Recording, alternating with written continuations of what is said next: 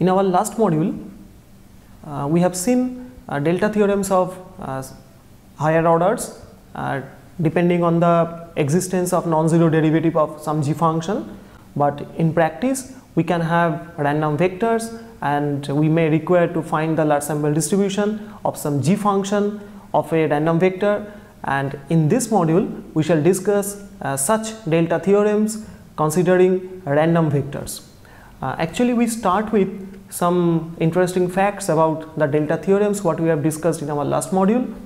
We shall assumed the scaling factor as square root of n in throughout our last module, and in this module we shall show the different choices of scaling factors for delta theorems, and finally we shall give some examples on the choice of scaling factors and delta theorems concerning multivariate random variables, and of course give some discuss some possible issues with this type of delta theorems.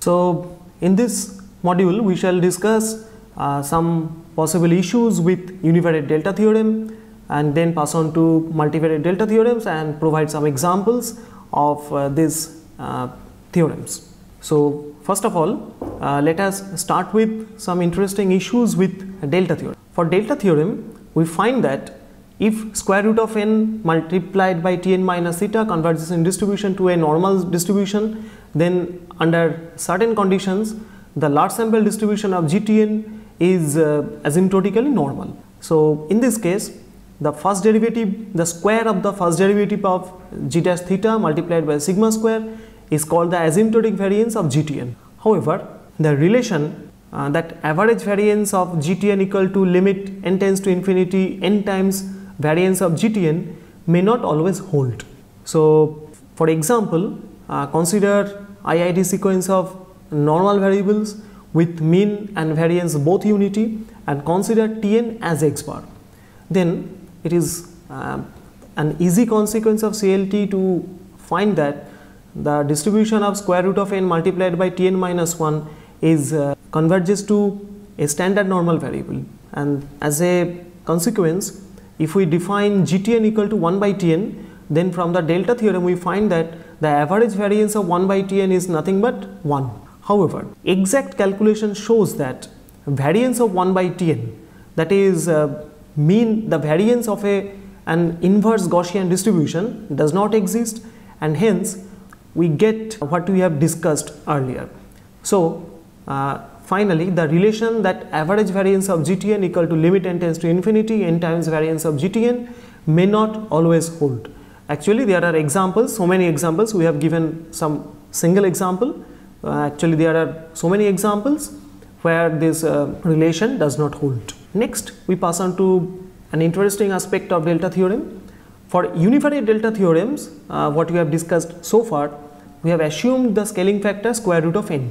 That is, we have used square root of n Tn minus theta converging in distribution to some having some distribution x, large sample distribution x, and then obtain the large sample distribution of square root of n Gtn minus g theta. So throughout our previous discussion, square root of n is used as a scaling factor, but in practice scaling factor may be other than square root of n. So the best way is to give some examples.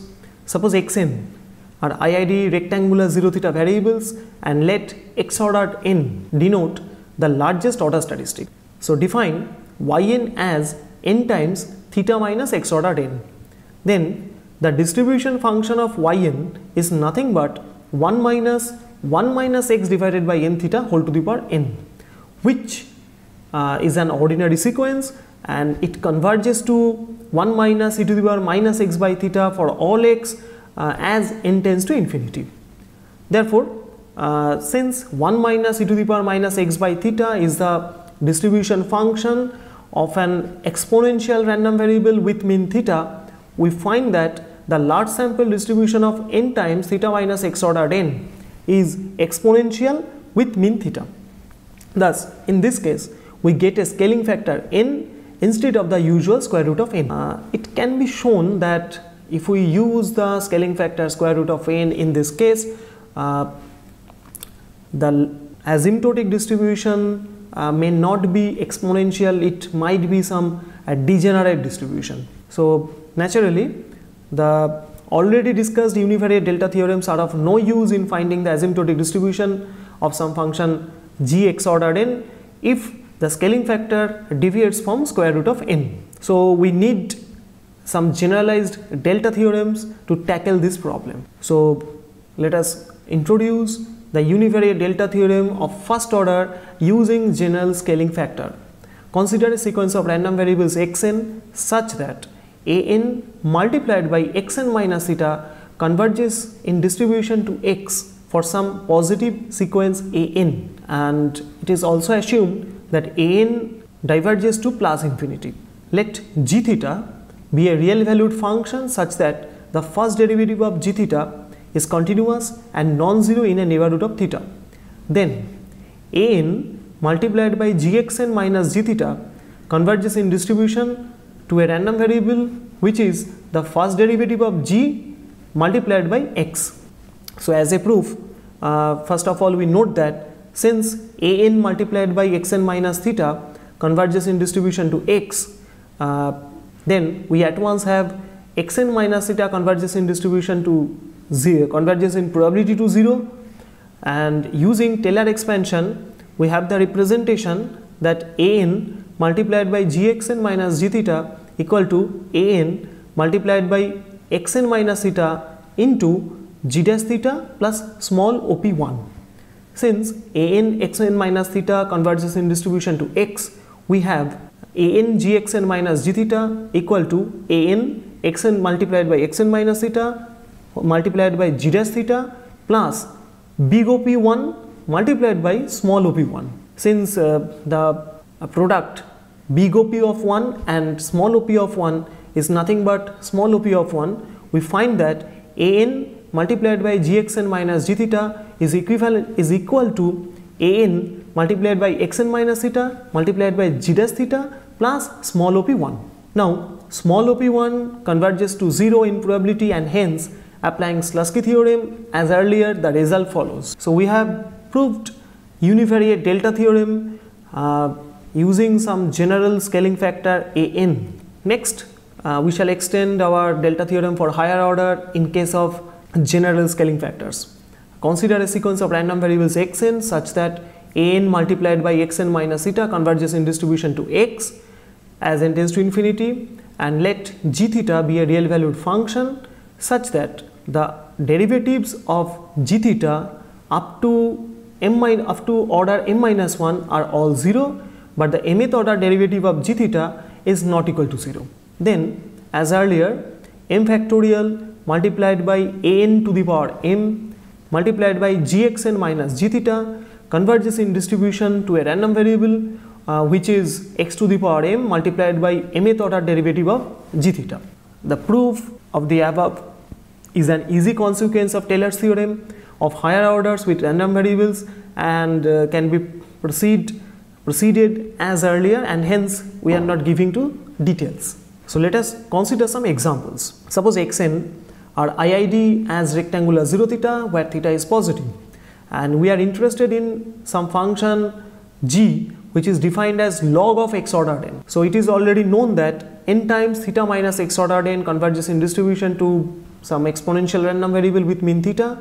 So we define gx as log x, and since g dash x equal to 1 by x which is not equal to 0 at theta, because theta is assumed to be positive, then we can apply delta theorem of the first order, and we get that n times log theta minus log x ordered n converges in distribution to x divided by theta, where x has an exponential distribution with mean theta. Since for an exponential random variable x by theta has a standard exponential distribution, we have that the asymptotic distribution of n times log theta minus log x ordered n is standard exponential. So now we pass on to our next topic, which is on delta theorem for multivariate case. So consider a sequence of p component random vectors xn and a fixed p component vector theta such that an multiplied by xn minus theta converges in distribution to some p component random vector x as n tends to infinity. Let g theta be a real valued function such that the gradient vector is continuous and is non-zero in some neighborhood of theta. Then an multiplied by gxn minus g theta converges in distribution to some random variable which is defined as the transpose of the gradient vector multiplied by x, that is the limit random variable is the scalar product of the gradient vector of g at theta multiplied and x. So for a proof, first of all assume that absolute value of xn minus theta in this case denotes the Euclidean distance, that is xn minus theta, absolute value of xn minus theta is nothing but square root of summation I from 1 to n xin minus theta I whole square. Now assume that the gradient vector is continuous in the neighborhood some epsilon in the neighborhood absolute value of x minus theta less than epsilon. Then for absolute value for x minus theta, absolute x minus theta less than epsilon, using mean value theorem, we have gx minus g theta equal to x minus theta multiplied by integral 0 to 1 g dash theta plus t multiplied by x minus theta dt. Actually this is the multivariate extension of Taylor's theorem, some multivariate extension, and this theta plus t into x minus theta is some quantity lying between theta and x.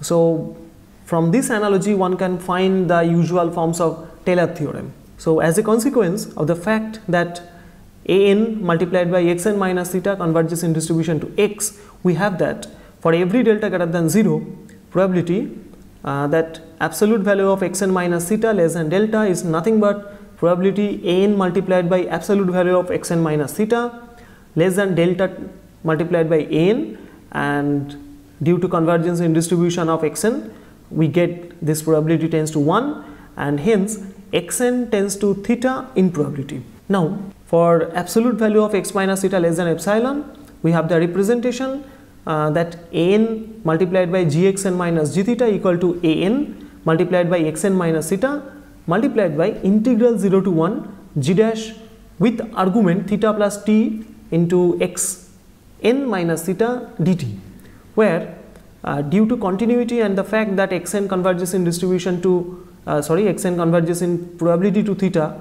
we have integral 0 to 1 g dash theta plus t multiplied by xn minus theta dt converges in probability to g dash theta.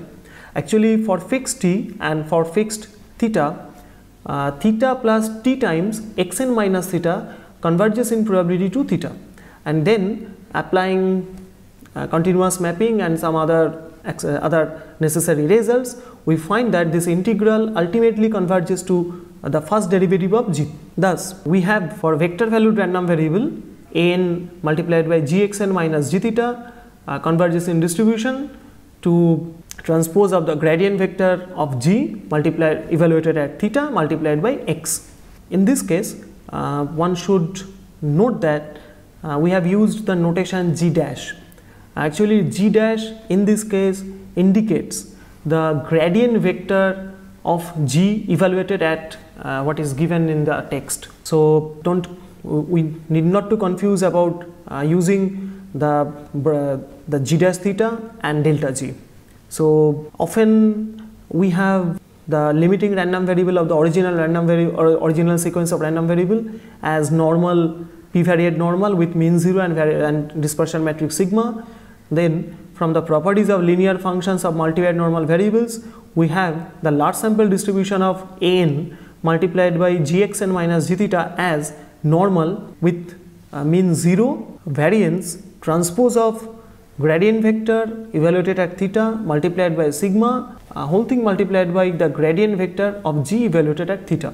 So this follows from the fact that every linear function of a multivariate normal random variable is univariate normal. So using this result we at once get the mean vector and a variance for the limiting distribution. So now we are in a position to discuss some examples regarding this multivariate CLT and delta theorem using for random vectors.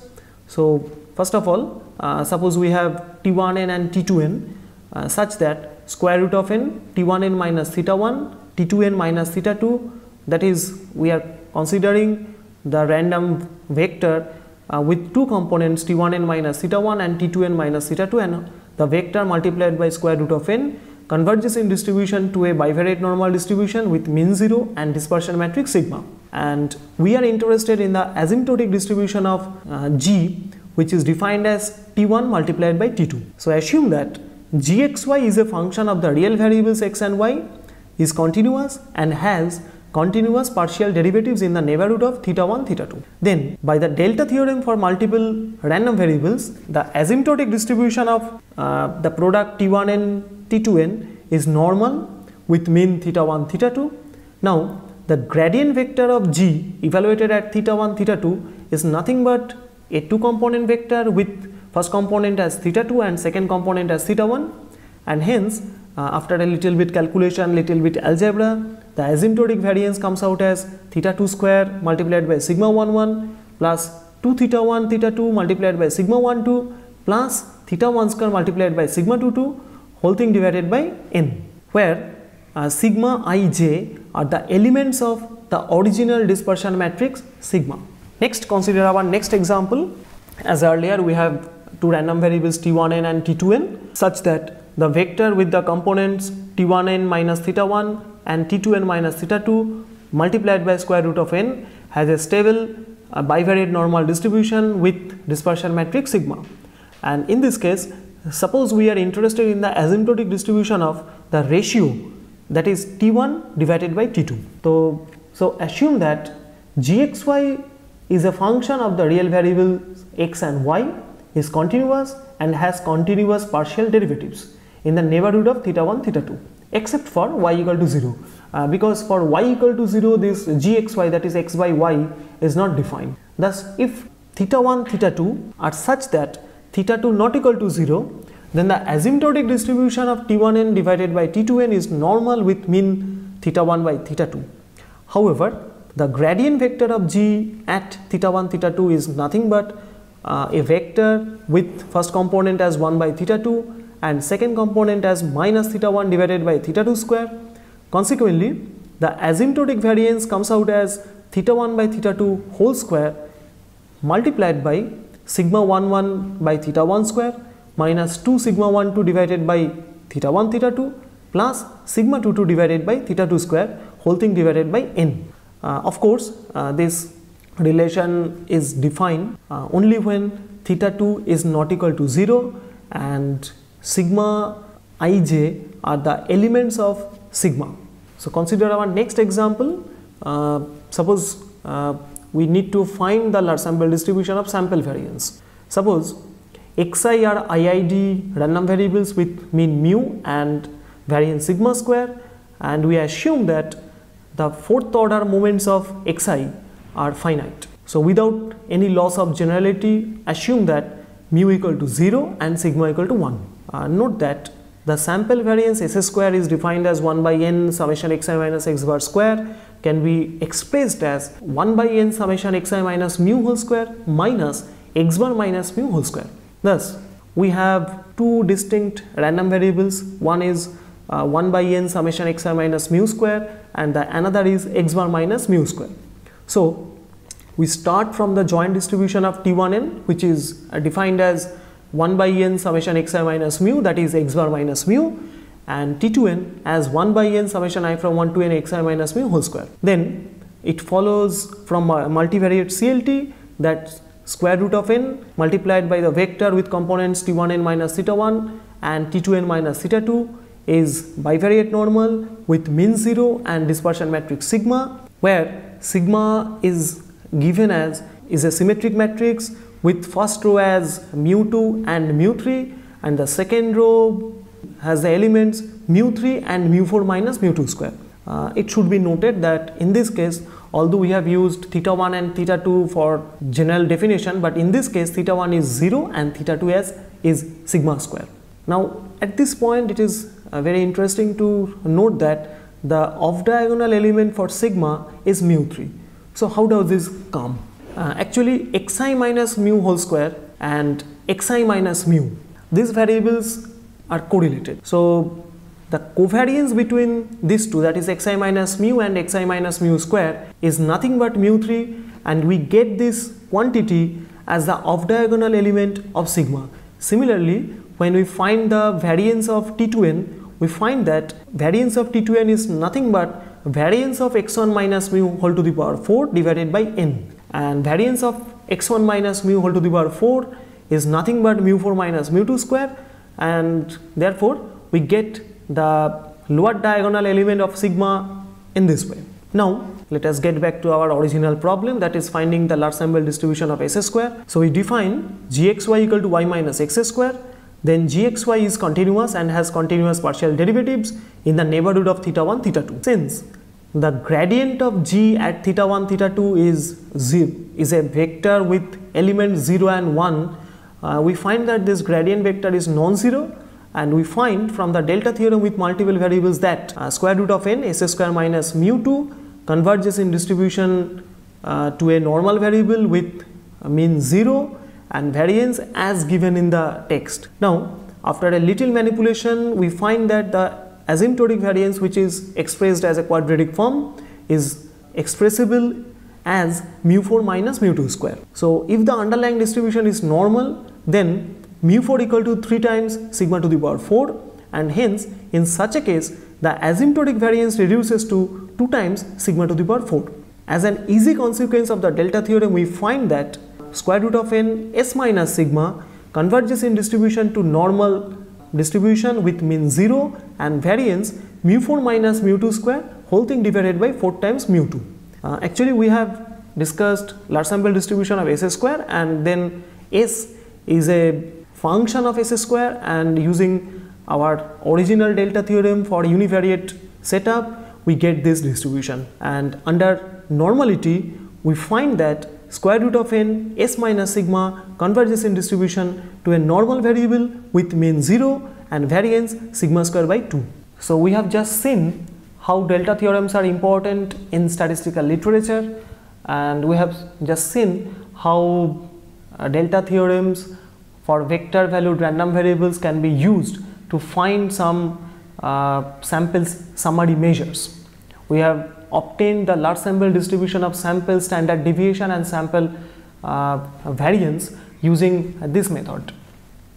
In our next module, we shall discuss delta theorem for vector valued functions g, and this result we shall see will enable us to find the large sample distribution of sample moments and some functions of it. And as for example, we have functions like sample coefficient of skewness and sample coefficient of kurtosis. However, we start the module with large sample distribution of coefficient of variation.